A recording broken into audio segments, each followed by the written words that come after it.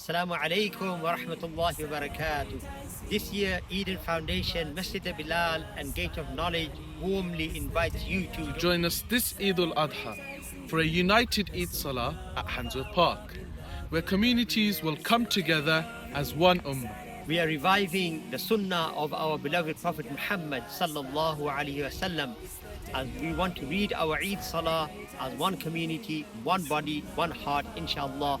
Ibn Abbas radiallahu anhuma narrates that Rasulullah sallallahu alaihi wasallam always read his Salah in an open field. This family event is for all brothers, and we have a segregated space for our sisters. Inshallah, the speech will start at 9:15 a.m.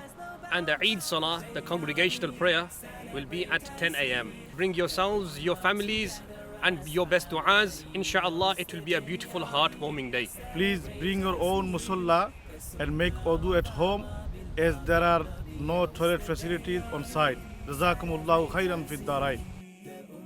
Together as family, oh, it's the day of Eid, celebrate and sing.